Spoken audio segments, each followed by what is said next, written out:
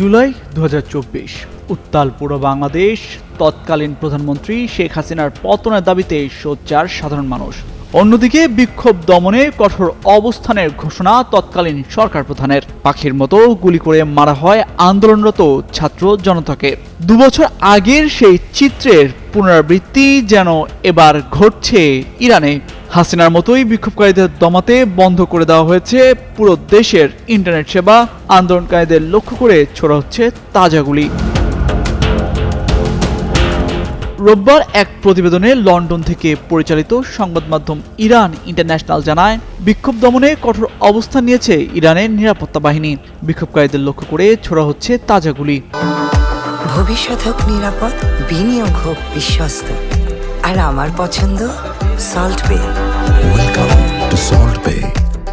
এতে গত 48 ঘন্টায় প্রায় 2000 মানুষ নিহত হয়েছেন বলে শঙ্কা করা হচ্ছে। এই সংখ্যা আরও বেশি হতে পারে। ইন্টারনেট পুরোপুরি বিচ্ছিন্ন রেখে বিক্ষোভকারীদের বিরুদ্ধে কঠোর দমন পীড়ন চলছে বলেও উল্লেখ করা হয় ওই প্রতিবেদনে। এর মধ্যে দক্ষিণ তেহরানের কাহার রিজাক থেকে পাঠানো একটি ভিডিওতে বেশ কয়েকজনের মরদেহ পড়ে থাকা ও কয়েকজনের মরদেহ বডি ব্যাগে রাখা দেখতে পাওয়া গেছে। প্রত্যক্ষদর্শীরা জানিয়েছেন সেখানে কয়েক ডজন মরদেহ আছে। এছাড়া একটি ইন্ডাস্ট্রিয়াল শেডের কাছে আরও কয়েকজনের মরদেহ পড়ে থাকতে দেখা গেছে। ইন্টারনেট বিচ্ছিন্ন থাকায় পুরো চিত্র উঠে আসছে না উল্লেখ করে সংবাদ মাধ্যমটি বলেছে, যেসব তথ্য আসছে সেগুলো বিশ্লেষণ করে বলা যায় বহু জায়গায় প্রাণঘাতী অস্ত্র ব্যবহার করা হচ্ছে।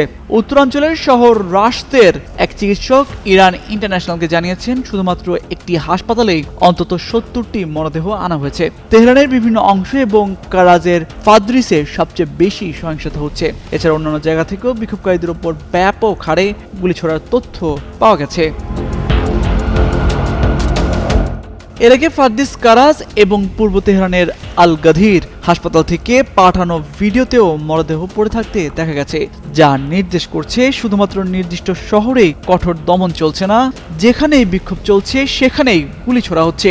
সাধারণ ইন্টারনেট বন্ধ থাকায় ইলন মাস্কের স্টারলিং স্যাটেলাইট ইন্টারনেটের মাধ্যমে বেশ কয়েকজন হত্যাকাণ্ডের ভিডিও পাঠাচ্ছেন বলেও জানিয়েছে সংবাদ মাধ্যমটি। তামজিদ মির্জা, যুগান্তর নিউজ।